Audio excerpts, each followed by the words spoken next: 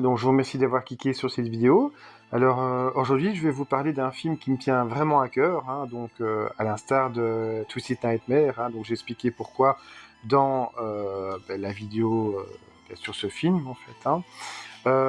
Donc là, je vais vous parler de Sleepaway Camp, hein, donc a.k.a. Massacre au camp d'été, donc film de 83, réalisé par Robert Hiltzik. Robert Hiltzik qui n'a pas fait grand-chose en fait, hein, donc à part ce film, il a réalisé Return to Sleepaway Camp. Il a quand même produit, réalisé et écrit, hein, donc Massacre au camp d'été. Il fait partie vraiment de... Voilà, on est vraiment à la fin de l'âge d'or du slasher, hein, donc c'est-à-dire entre 78 et 83. Et franchement, il y a énormément de... Enfin, je trouve vraiment énormément de qualité à ce film, mais bon, ça, je vais en parler plus tard. Au niveau des acteurs, donc c'est pas des acteurs très connus, hein, donc il y a Mike Kellin qui joue le gérant, en fait, hein, le gérant du camp. Mike Kellin, on l'a vu dans God Told Me To, hein, donc film de Larry Cohen, et également dans Midnight Express et également dans un autre slasher, hein, donc un survival qui s'appelle Just Before Dawn de Lieberman, qui est vraiment un excellent survival, hein, d'ailleurs donc je vais d'office en faire une vidéo. Sinon, enfin le nom le plus connu dans ce film, c'est vraiment Felissa Rose, hein, donc Felissa Rose, donc c'est elle qui interprète Angela, hein. Donc ça c'est vraiment l'actrice la plus connue, hein, donc elle a joué et joue énormément dans énormément de films, donc c'est beaucoup de séries B, voire même Z. Hein. Par exemple, elle a joué dans un film de Andreas Schnaas, Nikos the Impaler, hein, donc que vous voyez ici. Donc je l'ai en DVD, il est disponible chez Uncut Movies. Elle a également joué dans Aurore, par exemple, et elle a aussi un tout petit rôle dans Terrifier 2. C'est vraiment un tout petit rôle, hein, donc c'est vraiment une ligne de dialogue, mais voilà, donc ça m'a fait plaisir de la voir. Elle a également joué dans un autre slasher qui est Victor Crowley, hein, donc voilà, donc qui est pas le meilleur de la franchise, mais bon, le meilleur pour moi, ça reste le premier, mais bon, je digresse. Mais sinon, nous avons Christopher Collett, hein, donc lui qui interprète le personnage de Paul. Hein, donc Paul, c'est un peu le crush d'Angela, on va dire. Donc Paul, lui, il est surtout spécialisé en doublage, hein, donc en doublage de dessins animés japonais comme Yu-Gi-Oh, hein, par exemple. Mais voilà, il est vraiment, c'est surtout des doublages qu'il fait. Et sinon, voilà, donc on a également Paul De Angelo. Lui, voilà, à part ça, il n'a pas fait grand-chose. Il a tourné dans un autre slasher des années 80, qui est Silent Madness, 3D. Voilà, donc j'aimerais bien voir ce film en 3D, d'ailleurs, donc je serais curieux de voir ce que ça donne en 3D. Donc, Romain, donc, de Croix de Malte, il a les lunettes, il a le matériel pour voir ce film en 3D. Je pense que le Blu-ray est disponible chez Vinegar Syndrome. Enfin, je pense que c'est eux, hein, donc là, je dois vérifier. Mais voilà, donc sinon, que ce soit le cuisinier pédophile ou La Peste, hein, Lubber Beach, donc c'est Judy. Eux, à part ce film, ils n'ont joué dans aucun film, hein, aucun autre film. Mais voilà, mais malgré tout, c'est des rôles, enfin, qui pour moi en tout cas restent marquants. Hein. Donc même s'ils ont joué que dans un seul film, voilà, ça reste marquant. Donc c'est comme pour le réal, même s'il n'a réalisé que ce film, enfin, et Return to Sleepaway Camp, je veux dire, c'est un film culte, hein, donc tout le monde se souvient de ce film, Sleepaway Camp, essentiellement pour sa fin, et c'est vrai que sa fin est vraiment marquante, donc je vais pas spoiler la fin pour ceux qui n'ont pas encore vu le film, mais oui, c'est vrai que sa fin, voilà, donc déjà à la base, je trouvais le film vraiment très bon, hein, mais avec cette fin, mais là, ça le met vraiment ça le place au rang de film culte, hein, vraiment en fait. Hein. Mais voilà, donc il y a tellement de choses à dire sur ce film. Donc le film a été tourné dans un camp, hein, donc un camp d'été qui existe toujours d'ailleurs. Donc, mais ça, je vais en parler plutôt dans la partie production, enfin pré-production, production, post-production, box-office. Voilà, le film, il a été tourné pour à peine 350 000 dollars et il en a rapporté 11 millions de dollars en fait. Hein, donc c'est quand même, c'est qui est quand même un très très bon score. Il y a aussi également deux autres films, deux suites directes, hein, donc qui sont Sleepaway Camp 2 et 3. D'ailleurs, Sleepaway Camp 2 et 3, ils ont été tournés directement, ils ont été tournés en même temps, en fait. Hein, donc c'était, voilà, ils ont profité du lieu de tournage pour tourner les deux films en même temps, en fait. Hein. Et donc c'est d'ailleurs la sœur de Bruce Springsteen qui, je pense, c'est Pamela Springsteen qui joue dans ce film. Hein. Donc je sais pas si elle a joué dans d'autres films, donc ça je vais mettre ici pour voir s'il y a un film marquant. Mais voilà, et voilà, donc ça c'est des suites directes. Et puis aussi, encore une fois, le second film réalisé par Robert Izzik, Return to Sleepaway Camp.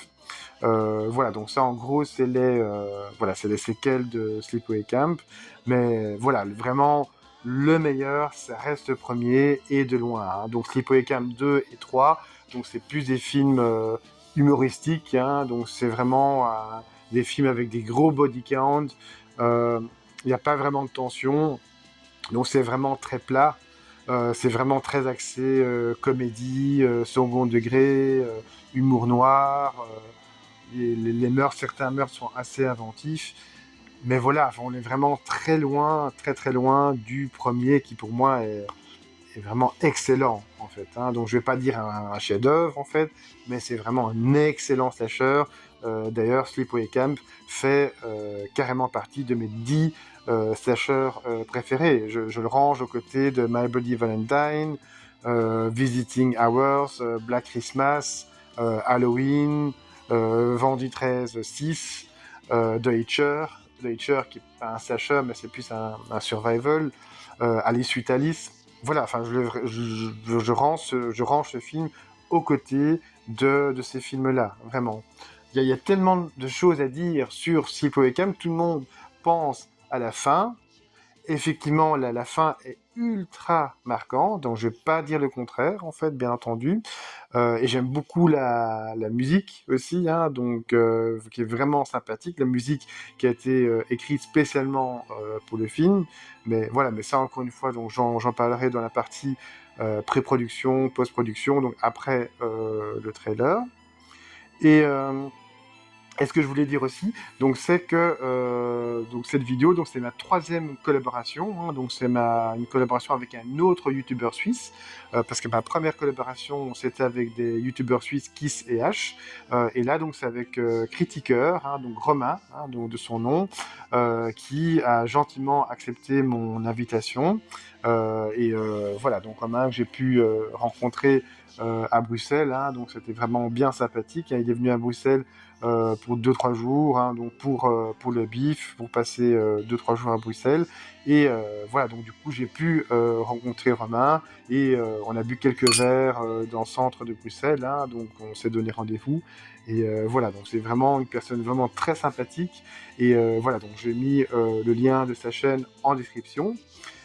Donc, pardon. Donc un grand merci à Romain d'avoir accepté cette collaboration. Et voilà, donc il y a tellement de choses à dire sur ce film, quoi. Donc tout le monde retient la fin, mais il y a plein d'autres choses à dire sur ce film. Hein. Donc tout d'abord, donc le film, il est, je sais pas, donc il y a un climat assez étrange, assez, oui, c'est assez spécial. Donc il y a des scènes un peu comme la scène que je suis en train de vous passer maintenant. Vous voyez à l'écran, il y a une certaine, oui, étrangeté. Et puis, donc, ce que j'aime beaucoup aussi, donc, c'est que c'est un vrai camp de vacances. Hein, donc, et aussi, on voit vraiment les jeunes, en fait. Hein, on voit vraiment les enfants dans le camp de vacances. Donc, ce que on voit rarement, hein, finalement. Hein, donc, dans les stagiaires qui se passent dans les camps de vacances, finalement, c'est rare où on voit vraiment les enfants, des enfants. On voit plutôt comment dire, les éducateurs, en fait, hein, les counselors. Je reviens plus sous le nom en français, les counselors, sur les moniteurs, voilà. Donc, c'est plus les moniteurs qu'on voit à l'écran, mais c'est rare qu'on voit beaucoup les enfants, en fait, hein, où les enfants, on va les voir, mais en fond, entre guillemets, en fait, hein, donc c'est pas eux, allez, donc c'est pas eux qui vont, c'est pas eux dont il s'agit, et on sait très bien qu'il va rien leur arriver, en fait, hein. Ce qui n'est pas le cas, justement, dans Sleepaway Camp.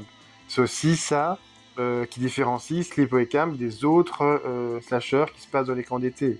Hein, parce que là, il y a vraiment des enfants, on voit vraiment que c'est des ados, voire des jeunes ados, en fait, hein. On voit bien que c'est pas des moniteurs qui ont 30 ans, qui sont censés jouer des gens de 20 ans, en fait, hein. Mind over matter is the key. Mind over matter says that even the incredibly simple task of a single sit-up should be impossible should the mind will it. Come on, there's no way. Shut up, Mozart, and concentrate. Concentrate on summoning all your strength for this single sit-up, and you will be amazed when the time comes that although the body is willing, the mind refuses. Donc là, c'est vraiment des gosses, hein, en fait, hein, et ce que j'aime beaucoup aussi dans Sleepaway Camp, c'est le naturel. Je trouve que les gosses, ils font vraiment très naturel, en fait, hein. Donc on a l'impression, voilà, qu'ils jouent pas un rôle, ils parlent normalement, évidemment avec tout ce que ça suppose, tout ce que ça entend comme grossièreté, hein. Donc je pense que ça doit être le slasher le plus grossier que j'ai vu.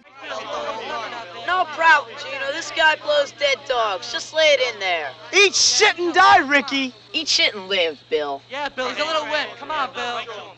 Hein, donc il y a environ 2 insultes à la minute, ou presque, hein, notamment Ricky. Hein, donc Ricky, il y va, hein, côté insulte, lui il y va fort, en fait. Et je sais pas, il y a tellement de choses à dire, en fait, quoi. Et aussi les victimes, enfin, sans vouloir spoiler, hein, donc c'est pas que des moniteurs, hein, donc c'est aussi des gosses, c'est aussi des ados, voire même des très très jeunes. Donc les jeunes enfants qui se font tuer, ça c'est pas montré, hein, donc ça c'est un hors-champ, en fait, donc c'est plus un aftermath, en fait, hein, donc on voit vraiment le résultat du meurtre. On voit pas le meurtre en tant que tel, c'est plus le résultat, hein, donc c'est plus la découverte des corps, donc l'aftermath, en fait, hein, pour les vraiment jeunes victimes. Donc ça, on ne voit pas à l'écran.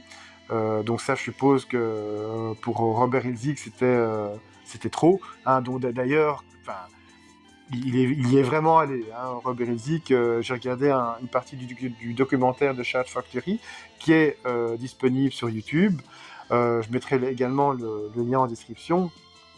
Eh bien, donc voilà, il a dit qu'il voulait vraiment faire un film différent. Et effectivement, donc c'est ce qu'on voit, en fait, hein. C'est pas le slasher lambda.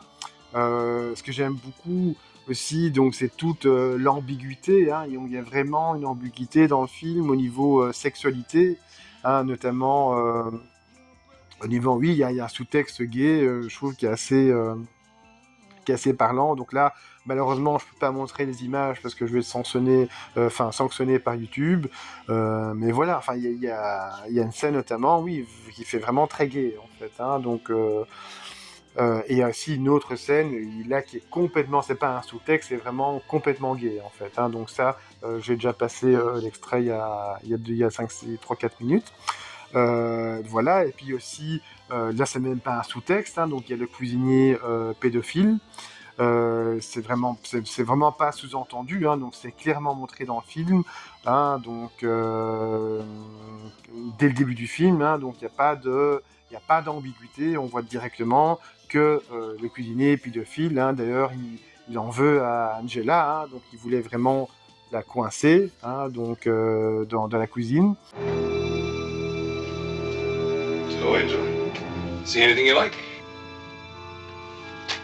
Maybe I can help you decide. You sure are a sweet-looking little cupcake, Angela. Yeah, I think I got something you're gonna like real good. Mais voilà, donc il se fait surprendre, heureusement il se fait surprendre à temps par un de ses collègues, en fait, hein. Sinon, voilà, on savait très bien que malheureusement elle allait y passer. voilà, donc c'est pas des choses qu'on voit vraiment. Est-ce que franchement, dites-moi en commentaire, est-ce que vous avez déjà vu ça dans des slashers? Enfin, je pense pas en fait. Hein. Et puis voilà, donc ça encore une fois, donc je dis hein, tout ce qui est insulte, donc c'est quelque chose que j'apprécie beaucoup dans le film. Donc enfin, désolé de me répéter, mais ça donne vraiment un côté naturel au film, hein, vraiment naturel. Et ce que j'aime bien également dans ce film, c'est le camp. Le camp est vraiment bien utilisé. Donc dans la plupart des slashers qui se passent dans des camps d'été, finalement on voit pas grand-chose du camp. Hein. Donc on voit surtout les moniteurs batifolés, on voit un peu le lac, et puis c'est tout. Mais là, pas dans Sleepaway Camp. Hein. Vraiment, on voit la cuisine, on voit le terrain de volley, le terrain de tennis, on voit l'intérieur des cabines, hein, donc des chalets, on voit les douches. Enfin voilà, donc c'est peut-être des détails. On voit le mess, hein, donc le réfectoire.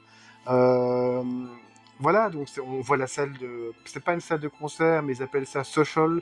Je sais pas comment on traduit ça en français en fait. Hein, donc c'est un peu une salle, allez, où les jeunes peuvent danser en fait. Hein, donc c'est pas une salle de concert, mais enfin désolé pour mon manque de traduction, mais voilà. Donc c'est pas des choses qu'on voit d'habitude dans les slashers en fait. Hein, dans les slashers qui se passent dans les camps d'été. Voilà, donc tout ça, c'est vraiment des points très très positifs pour ce film.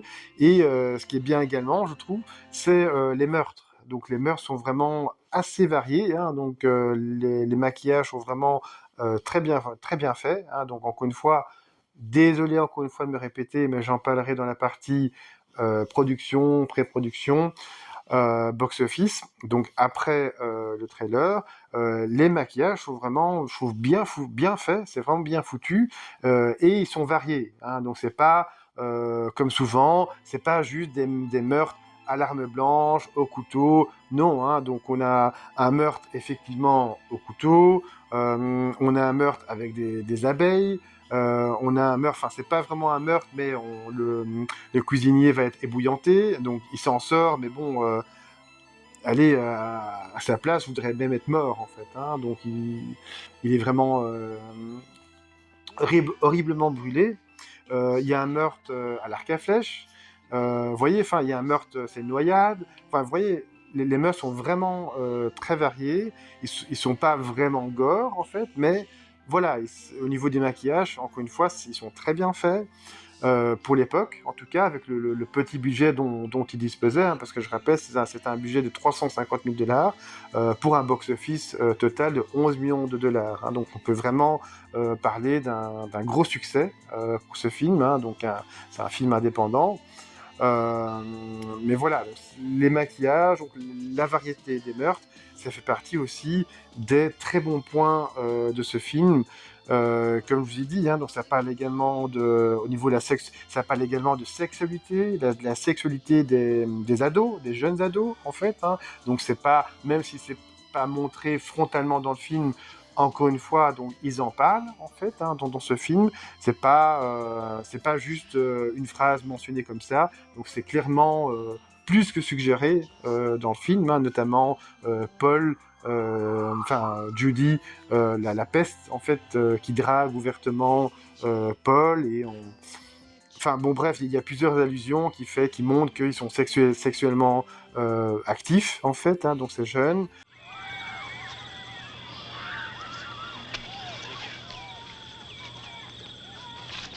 Who were those guys? Just some boys I met today. Weren't they a little old for you? Don't you know girls mature before boys? That's bullshit and you know it. Ricky, I don't have time for your nonsense right now. Well, excuse me, bitch. Voilà, enfin, voilà, donc ça fait partie vraiment des points positifs de ce film. Voilà, finalement, des points négatifs de ce film, j'en vois peu, oui. C'est vrai, l'acting, c'est peut-être pas toujours au top, peut-être, oui. Donc, beaucoup des acteurs, ces acteurs amateurs. Donc, encore une fois, quand on regarde la filmographie, la plupart des acteurs, ils n'ont pas fait grand-chose, c'est vrai.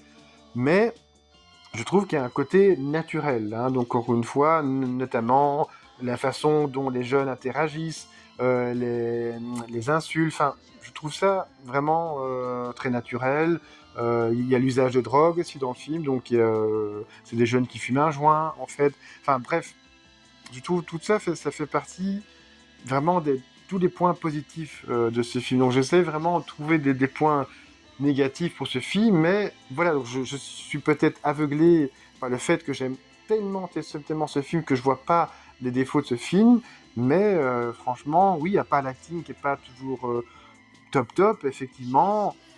Franchement, je trouve vraiment très peu de points. Oui, la réalisation, c'est vrai qu'elle est assez classique, hein, donc c'est vrai, il faut pas s'attendre à des super travelling, à des super effets de fondu enchaînés. Il n'y en aura pas des grands effets hein, dans ce film, mais en même temps, Robert Hiltzik, avec le budget dont il disposait, il pouvait pas se permettre voilà, des grands mouvements de caméra. Voilà, donc, mais la photographie, elle n'est pas toujours top, hein, donc c'est vrai, parfois c'est un peu terne, on distingue pas toujours ce qui se passe à l'écran. Oui, au niveau de la photographie, ça pourrait être un peu mieux photographié, donc ça, effectivement. Mais, je sais pas, les points positifs sont largement plus nombreux que les points négatifs, hein, et encore une fois. Voilà, donc le film parle de tellement de choses, on parle de pédophilie, il parle de sexualité des ados, euh, il parle de, comment dire, même, comment expliquer ça en fait? Donc c'est des personnes âgées qui sortent avec des personnes beaucoup plus jeunes qu'elles, par exemple. Euh, voilà, donc ça parle de gays, en fait, aussi, également. Donc ça parle de tellement de choses, ce film, quoi. Donc faut pas... Voilà, je trouve dommage de résumer ce film juste à sa fin, alors qu'il y a tellement d'autres choses à dire. Donc je viens de vous citer quelques points, en fait. Hein. Et d'ailleurs, je vous recommande vraiment d'écouter le commentaire audio. Hein. Donc moi, j'ai encore le vieux DVD de chez Encore B, et commentaire audio. Donc c'est un commentaire audio avec Robert Hiltzik, donc le réalisateur, et Felissa Rose, hein, donc qui interprète Angela. Il est vraiment super. Hein, dans ce commentaire audio, c'est un des meilleurs commentaires audio que j'ai entendu. On entend et qu'ils sont vraiment super heureux de se revoir. Il est super informatif. On apprend beaucoup de choses, en fait. Voilà, je vous recommande vraiment d'écouter ce commentaire audio. Voilà, donc c'est voilà, donc maintenant au niveau DVD Blu-ray, donc ça encore une fois, j'en parlerai dans la deuxième partie du film. Voilà, donc là, et aussi on a également un bon body count hein, dans le film, hein, donc c'est pas juste 2 ou 3 tués, il y a quand même un gros body count dans le film, et voilà, et les meurtres donc sont vraiment variés, il y a une certaine tension dans les meurtres, c'est pas plat en fait, il y a quand même au niveau réalisation, donc il y a quand même une tension hein, dans les meurtres, donc c'est qui est toujours appréciable. What the hell are you doing? Hey, get that thing out of here! Come on, get it out! Come on, get it out! What the hell are you doing? Come on, get it out! No, no, come on! Oh, God, get away from me! Get away! Get away from me! Get away! Get away! Oh, God, somebody help me! Help me! Help me! Somebody! Ah! Ah!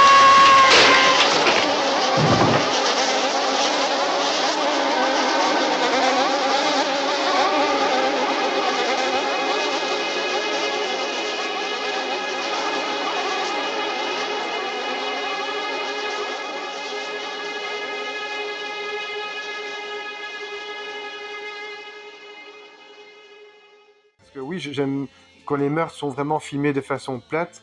Voilà, donc c'est vraiment dommage, hein, je trouve. Donc c'est ce qu'on a dans Sleepaway Camp 2 et 3. Les meurtres sont vraiment plats, il n'y a aucune tension. Au niveau réel, c'est très pauvre, en fait. Voilà, donc ça, je trouve dommage. Mais, par contre, dans Sleepaway Camp 1, donc dans Massacre au camp d'été, c'est pas le cas. Hein. Donc moi, je trouve qu'il y a un vrai effort au niveau tension pour les meurtres. Et voilà, donc dans les slashers, on est surtout là pour ça, hein, donc pour voir les meurtres en fait. Hein. Moi, encore une fois, Je suis pas super exigeant dans les slashers, mais j'ai besoin d'avoir des bons personnages, des personnages sympathiques, mais mémorables. Et c'est vraiment le cas dans Sleepaway Camp. J'ai besoin d'un bon body count, j'ai besoin de meurtres assez variés, il faut qu'il y ait de la tension dans les meurtres. Voilà donc voilà ce qui est vraiment le cas pour Sleepaway Camp.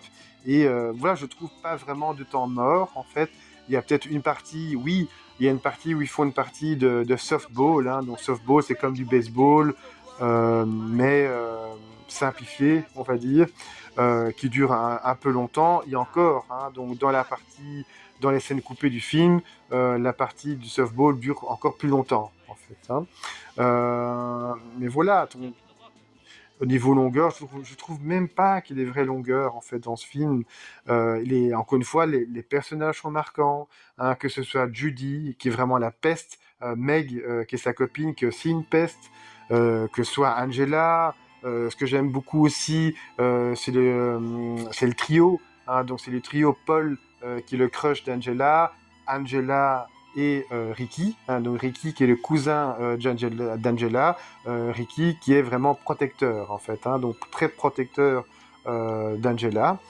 Et Ricky, donc encore une fois, donc c'est lui qui profère le plus d'insultes, hein, donc ouais, il n'arrête pas d'insulter, mais voilà, voilà, ça rend vraiment les personnages crédibles, réalistes, hein, parce que donc souvent dans les slashers, finalement, les personnages, même les moniteurs en fait, hein, on les entend peu jurer, hein, mais pas du tout dans Sleepaway Camp. Hein, donc encore une fois, ça ajoute un côté réaliste au film. Hein.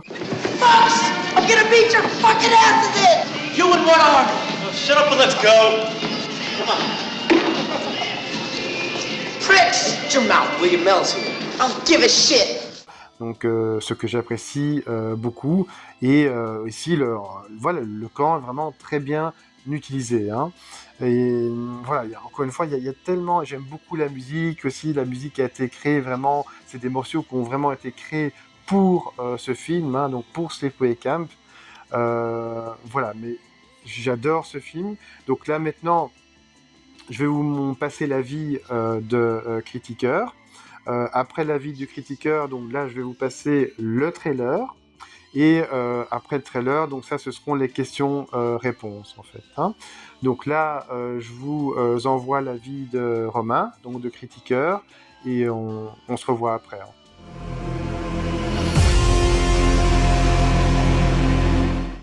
Hello Terry, merci pour ton invite sur ta chaîne, ça fait super plaisir, qui plus est pour un film que j'aime également beaucoup. Quand on dit années 80 et slasher, il est impossible de ne pas inclure Massacre au camp d'été ou Sleepaway Camp dans nos pensées. Sorti en 1983, il est réalisé par Robert Hiltzik qui n'a que 2 films à son actif. Celui-ci est Return to Sleepaway Camp, donc le 4e de la saga, mais la suite directe du premier. Sorti en 2008. Alors il faut noter qu'au moment de sa sortie, Massacre au camp d'été n'a pas réellement eu des critiques élogieuses. De prime abord, on pourrait penser qu'on se retrouve dans un slasher tout à fait traditionnel. Tu sais, c'est genre, ouais, ça doit être du même acabit que Vendredi 13, c'est quelque chose qu'on a déjà vu. Eh bien, pas du tout. Ce film se distingue clairement des autres slashers sortis la même décennie, et ceci pour plusieurs raisons. Tout d'abord, nous avons des personnages bien écrits. Et là, il faut quand même faire une mention spéciale à Felissa Rose qui joue Angela et qui est taillée pour le rôle. Et pour l'anecdote, elle a reçu une rétribution de 5000 $ pour sa participation. Ça devait être une somme à l'époque. Et autour d'elle, on a son cousin Ricky, on a sa rivale Judy, on a son crush Paul, on a plein d'autres monos et campeurs qui créent un microcosme estival bien structuré. Même si le film a été tourné en automne. Le casting est bien fichu et tout le monde semble être à sa place. Alors oui, faut avouer que de temps en temps, on tombe sur des dialogues lunaires et que parfois on frise quand même le surjeu. Mais tout ça, ça apporte une dynamique particulière au film et ça ne rend pas le visionnage dérangeant. Tous les acteurs sont bien dans leur basket et l'histoire se met en place naturellement. On suit donc Angela et son cousin Ricky arrivant au camp Arawak. La jeune fille timide et mutique subit rapidement les brimades des autres campeurs et de certains monos qui sont, disons, très mal intentionnés. Et c'est là que débarque un mystérieux tueur qui va faire un peu de ménage. Ensuite, qui dit slasher dit bien entendu meurtre.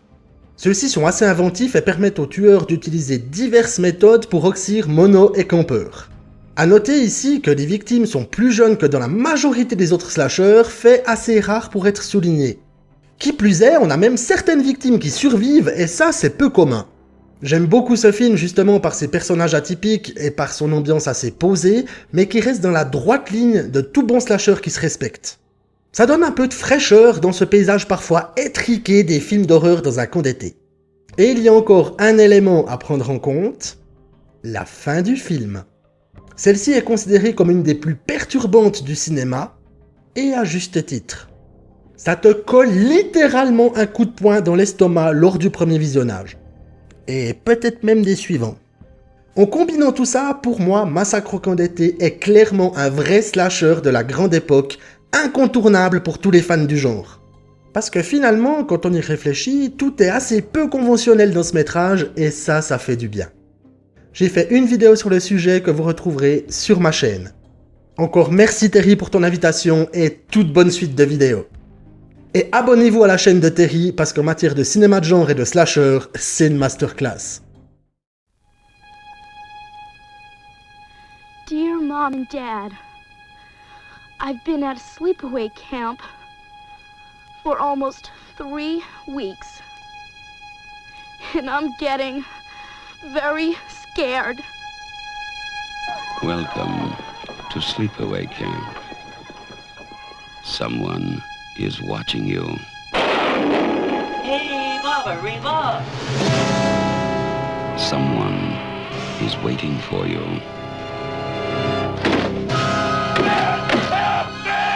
Someone wants to scare you to death.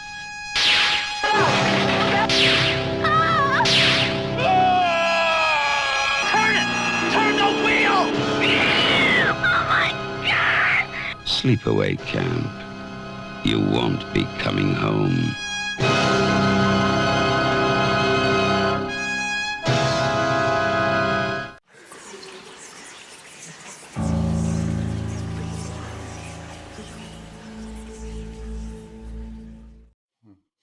Alors, donc j'aurai 3 questions pour toi, Romain. Donc, première question, que penses-tu des 3 chansons qui parcourent le film? Alors merci pour la question Terry, parce que je ne savais pas qu'il y avait ces 3 chansons originales qui avaient été écrites spécialement pour le film, donc ça m'a permis de les découvrir. Alors sur les 3 chansons qui ont été écrites, me semble-t-il, par Frankie Vinci, qui a signé la musique du film, on a Angela's Theme, avec ses premières notes iconiques et ses paroles qui sont vachement bien fichues. On a Take a Chance, qui passe vraiment mais crème si tu fais une boom dans un camp d'été. Et on a également Tonight You're Mine. Et en écoutant les paroles de celle-ci, je me suis dit, c'est clairement ce que pourrait chanter Angela à Paul. Et puis, ce que je pense directement de ces chansons, alors c'est que ça a une bonne sonorité des années 80, c'est vraiment des chansons qui sont très chouettes. Me semble-t-il que sur les 3 qui ont été écrites, il n'y en a qu'une seule qui a été mise officiellement sur la BO du film qui est sortie. Les 2 autres sont retrouvables, mais elles n'ont pas été officiellement mises dessus. Et je trouve ça un peu dommage, parce que ces chansons, elles font partie intégrante du film, et quand on les écoute maintenant et qu'on a vu le film, on arrive vraiment à créer une ambiance particulière par rapport à ces chansons. Et je trouve extraordinaire que même en ayant vu le film, et si on les écoute même plusieurs mois ou années plus tard, ces chansons, elles parviennent toujours à nous renvoyer à cette atmosphère de Massacre au camp d'été. Autre question, est-ce que tu penses que Ricky, donc Ricky c'est le cousin d'Angela, est-ce que tu penses qu'il a aidé le tueur en fait? Alors à nouveau, merci pour la question, parce que je me doutais bien qu'il y avait des théories sur le fait que Ricky potentiellement pouvait être le tueur ou donner un coup de main. Ça m'a permis d'aller un peu sur le web, glaner 2-3 informations pour me faire mon propre avis. Alors déjà, dans un premier temps, on peut pas réellement savoir si Ricky est au courant de la véritable nature d'Angela ou non. Je pense que scénaristiquement parlant, Ricky il fonctionne plutôt comme une fausse piste pour le spectateur, histoire de bien nous foutre dedans, parce que plausiblement tous les meurtres pourraient être commis par lui. Ou du moins la majorité. Au-delà de ça, je pense pas qu'il ait réellement aidé Angela dans sa cavalcade meurtrière au beau milieu du camp d'été. Par contre, je pense qu'il a pas adouci non plus la haine qu'elle pouvait ressentir envers les autres campeurs ou certains monos. Dans le sens que Ricky fonctionne plutôt comme une boussole ou un indicateur qui va valider à Angela les personnes les plus néfastes du camp. Donc, d'une certaine manière, il l'aide indirectement parce qu'il valide le fait qu'il y a certaines personnes qui mériteraient clairement de plus être sur la surface de la Terre. Et pour l'anecdote, lorsqu'on a des scènes à la première personne, quand on voit les mains du tueur, ce sont celles de Jonathan Tiersten, donc celui qui joue le rôle de Ricky. On l'a aussi dans l'encadrure de la porte juste avant le meurtre de Judy, c'est lui qui s'y trouve. Donc, d'une certaine manière, on pourrait dire que Ricky, il a un peu participé au meurtre. Et enfin, donc troisième question, quel est ton meurtre préféré dans Sleepaway Camp? Moi, à mon avis, mon meurtre préféré, c'est tout bête, donc je pense que, enfin, c'est plus d'un point de vue technique, c'est le meurtre de Mike Kellin, donc qui interprète le gérant du camp, donc il s'est fait tuer par une flèche dans le cou, parce que je trouve vraiment l'effet super bien foutu. Voilà, donc je voulais savoir donc quel était pour toi le meilleur, enfin ton meurtre préféré dans Sleepaway Camp. Je te remercie. Quel est mon meurtre préféré? Alors je dirais déjà que dans ce film, malgré le fait que ce soit un slasher, les meurtres ils tâchent pas beaucoup. On n'est pas dans quelque chose où on a déversé des hectolitres d'hémoglobine lors des scènes de meurtre. Après, je trouve que les meurtres, ils sont quand même assez inventifs. On a par exemple clairement celui de Meg, qui est un clin d'œil à Psychose. On a aussi la participation animalière sur le meurtre de Billy. Donc il y a quand même des manières de tuer qui sont assez en dehors des sentiers battus. Après, je dirais que pour moi, le meurtre le plus marquant du film, c'est celui de Judy, parce qu'il y a vraiment quelque chose au niveau de la mise en scène qui se fait de manière très lente, qui se fait de manière vraiment limite plus torture que meurtre en lui-même. On parle quand même d'un fer à friser qui va dans un endroit qui devrait pas aller. Et je trouve qu'en plus d'avoir cet aspect vraiment très lent de la mise en place du meurtre en question, ça reste quand même le plus douloureux, à mon avis, du film. Et majoritairement, sur tous les meurtres qu'il y a, je pense que celui-là, c'est celui qui m'a le plus marqué. Alors Terry, j'ai aussi quelques questions pour toi. Alors pour toi, qu'est-ce que Massacre au camp d'été apporte de différent par rapport aux autres slashers de son époque? Alors, donc je te remercie pour ta question, Romain. Ce qui différencie ce slasher parmi d'autres slashers de cette époque, essentiellement, je trouve, c'est déjà forcément il y a la fin, donc c'est une fin qui est vraiment marquante. Donc déjà de un. Seconde chose qui différencie ce slasher parmi les autres slashers de cette époque, c'est les victimes, donc pas mal des victimes, donc c'est des ados, c'est des gosses en fait, donc évidemment il y a aussi quelques victimes plus âgées, donc il y a des monos en fait, mais et puis ce qui différencie aussi, donc c'est vraiment le naturel, donc je trouve les gosses ils parlent de façon naturelle, même si l'acting, d'accord, on va dire l'acting est peut-être pas toujours top, c'est vrai. Mais en même temps, il y a quand même malgré tout ce naturel, donc notamment par la façon dont les enfants, les ados s'expriment, donc notamment Ricky qui jure comme un charretier. Euh, et je trouve aussi dont les mœurs sont variées, les maquillages sont vraiment très bien foutus. Ce qui différencie aussi, c'est le ton du film, donc puisque ça parle de pédophilie, donc ça parle de parentalité bizarre en fait, donc ça parle d'homosexualité, il y a un sous-texte gay, ça parle des personnes âgées en fait qui veulent sortir avec des personnes beaucoup plus jeunes, donc je sais pas comment on peut l'exprimer, enfin je connais pas l'adjectif pour ça exactement, mais voilà, vous avez compris l'idée. Voilà, donc ça parle vraiment de toutes ces choses, donc c'est tout ça qui différencie Sleepaway Camp des autres slashers de son époque, donc pour moi, oui, comme j'ai expliqué, il fait vraiment partie de mon top 10 des slashers. Et ce qui différencie aussi, je trouve, c'est les personnages. Donc les personnages sont vraiment marquants. Hein, donc comme Judy, hein, Judy, elle a rien fait. Hein, donc l'actrice, à part ce film, elle a rien fait d'autre, mais c'est un rôle marquant. Je m'en souviendrai toujours comme Lubber Beach. Hein, c'est vraiment la peste ultime. Hein, donc encore une fois, je la range aux côtés de Melissa dans Vendredi 13 partie 7 en fait. Hein. Le personnage du chef coq, hein, donc le personnage du pédophile chef coq, il est aussi hyper marquant. Même voilà, on le voit quoi, on le voit 3 minutes dans le film, mais il est hyper marquant. Voilà, donc c'est toutes ces choses qui font que Sleepaway Camp, pour moi, se différencie par rapport à d'autres slashers de cette même époque. Voilà. Alors, le réalisateur Robert Hiltzik, il a un parcours pour le moins étonnant en matière de réalisation. Il sera apparemment actuellement avocat et le seul autre film qu'il a réalisé, c'est la suite directe de Massacre au camp d'été. Donc, est-ce qu'on pourrait dire que pour ce film, il a eu un coup de génie? Alors, donc, est-ce que sur ce film, le réalisateur Robert Hiltzik a eu un coup de génie?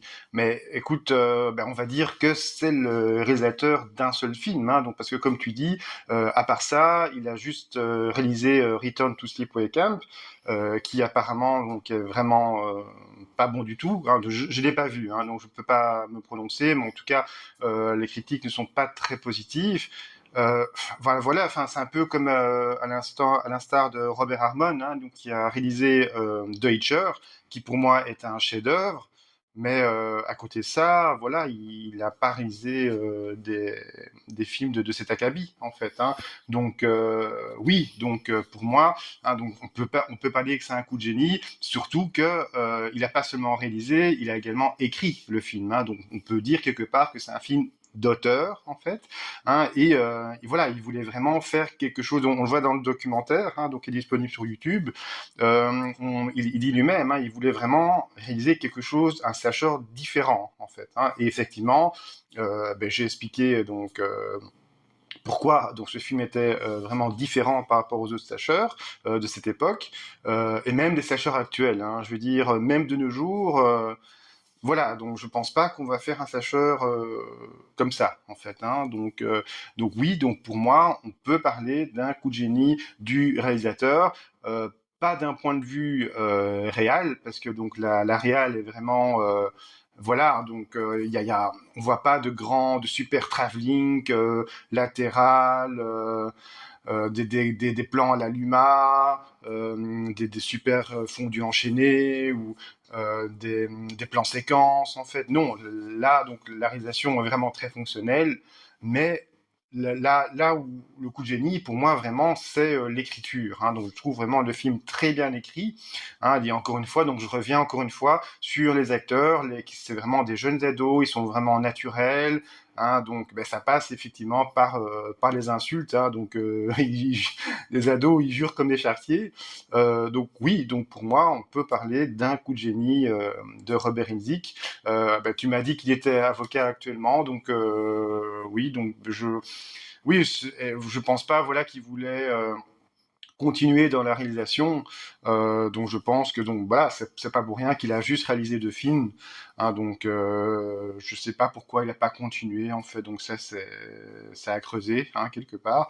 Mais voilà, oui donc pour moi donc c'est un véritable coup de génie du réalisateur.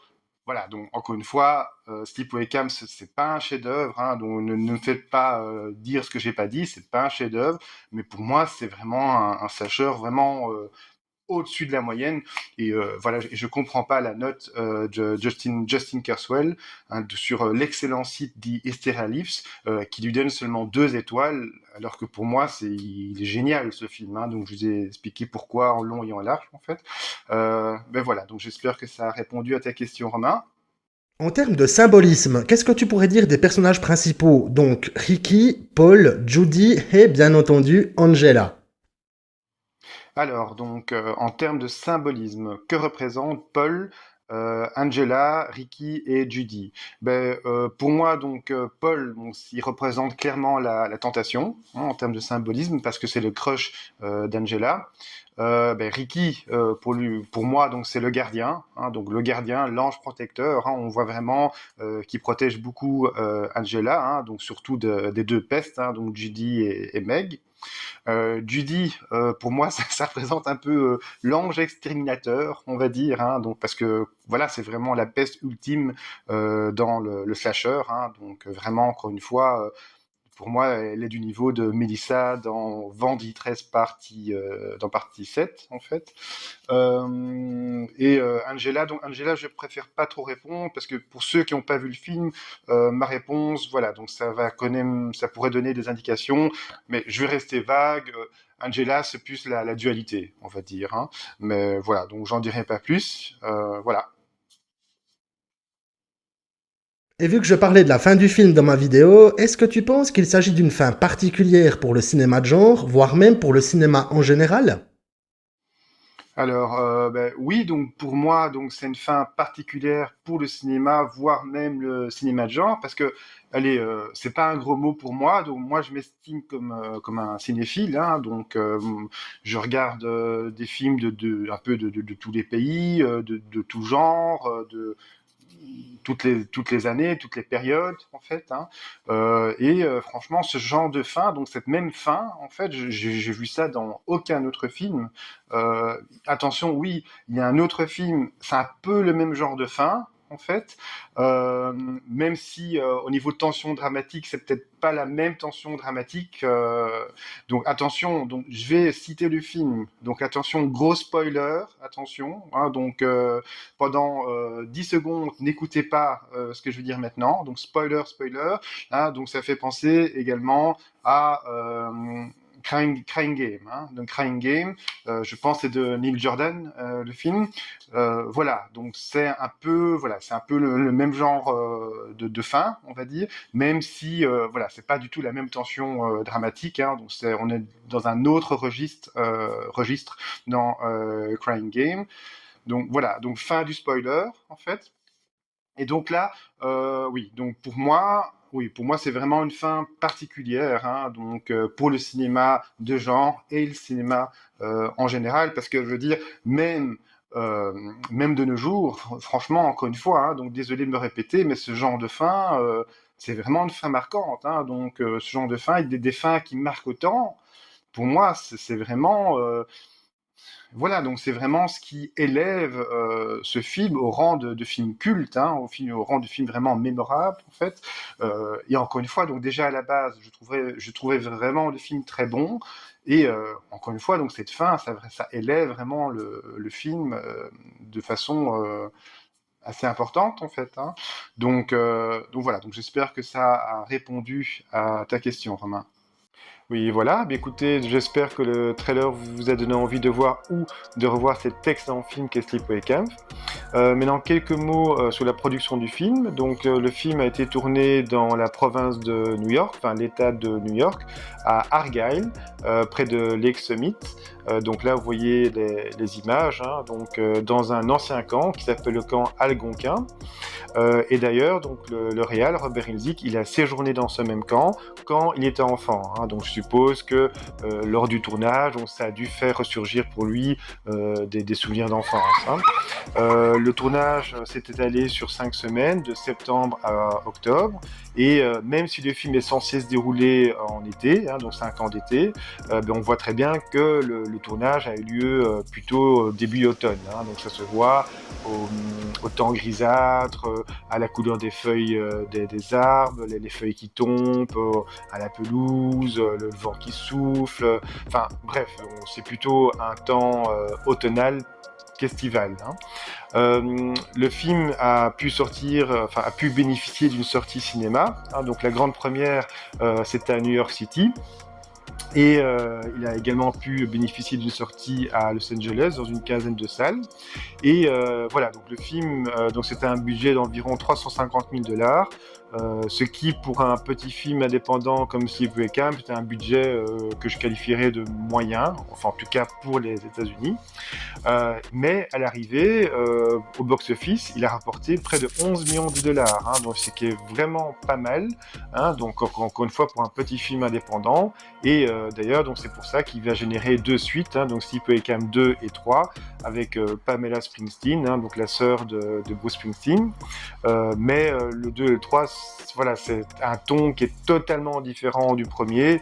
Hein, donc le premier, malgré pas mal de cheese, c'est vrai, il y a pas mal de cheese dans le film, il est quand même relativement sérieux et voilà, il parle de pas mal de thèmes. Enfin, je vais pas à nouveau reparler de tout ça, donc ça j'ai déjà bien détaillé dans la vidéo qui précédait le trailer. Mais voilà, donc c'est vraiment donc un très bon score pour Sleepaway Camp. Et d'ailleurs, au mois de juin, eh bien, donc, ce film, Sleepaway Camp, faisait partie des 20 plus gros succès au box-office, hein, donc au mois de juin 83. Donc voilà, donc ce qui est vraiment, vraiment très bien pour un petit film comme Sleepaway Camp. Maintenant, au niveau de la musique, eh bien, donc c'est Frankie Vinci qui a écrit les 3 chansons pour ce film. Il a été payé $2000 et pour interpréter ces chansons, donc il a utilisé un clavier Yamaha et une boîte à rythme Bose. Et d'ailleurs, il possède toujours ces instruments chez lui. Et il est vraiment reconnaissant à Robert Indick de lui avoir fait confiance parce qu'il voilà, il avait vraiment besoin de cet argent à cette époque. Et voilà, pour lui, c'est une fierté parce que voilà, Sleepaway Camp, maintenant, vraiment, c'est un film culte. Hein, il a vraiment atteint ce rang de film culte et voilà, il est fier.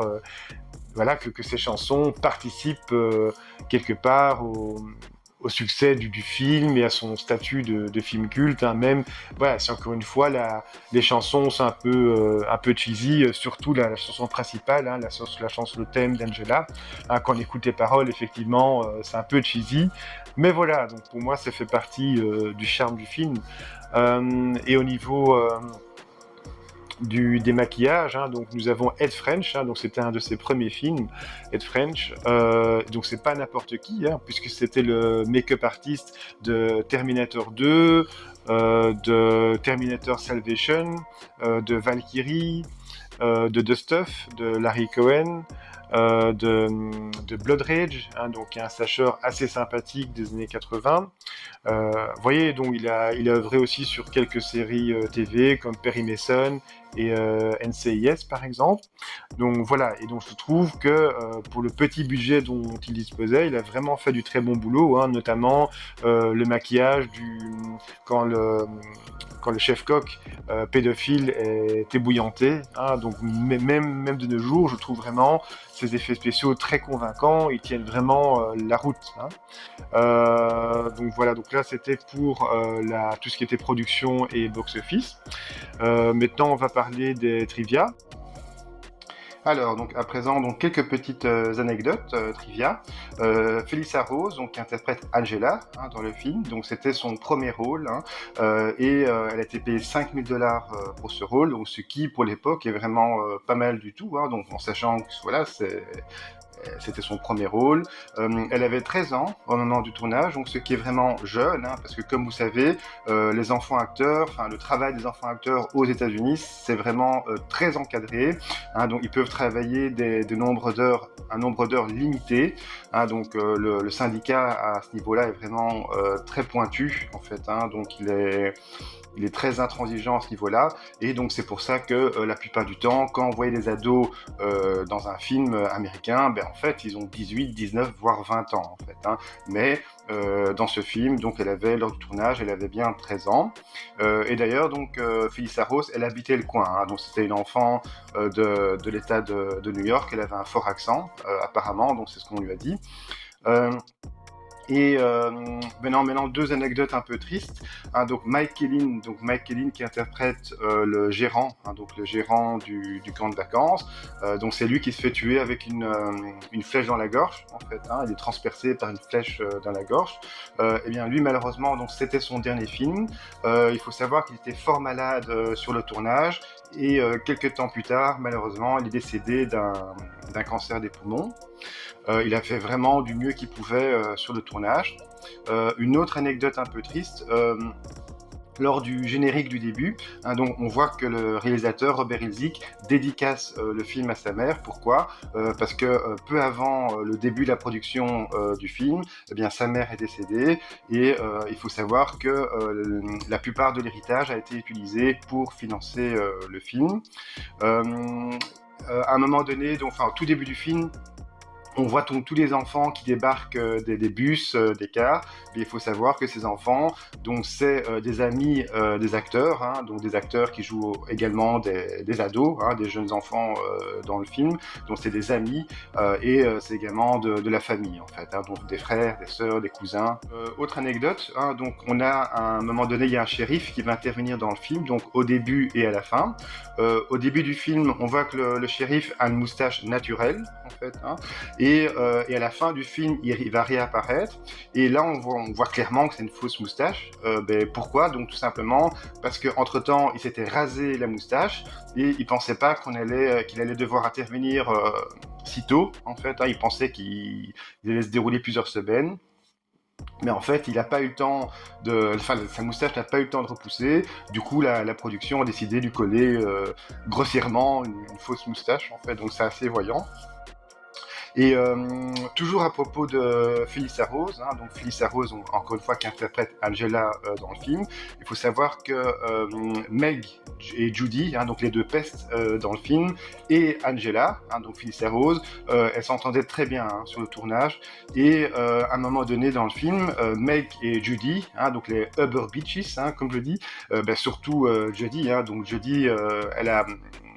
C'est Karen Fields en fait. Elle n'a rien fait d'autre après ce film, mais voilà, c'est vraiment un rôle marquant. Hein. Pour moi, c'est le Burbage par excellence. Je l'arrange à côté de Melissa dans Vendredi 13 partie 7. En fait, hein, qui est d'ailleurs, il est dans mon top 3, ce film, mais bon, je digresse.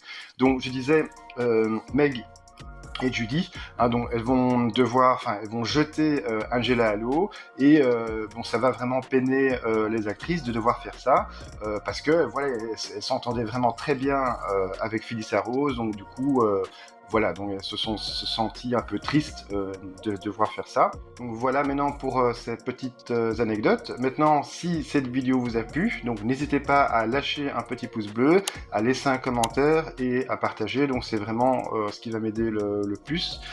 Écoutez, je vous remercie encore d'avoir visionné cette vidéo et je vous dis à la prochaine.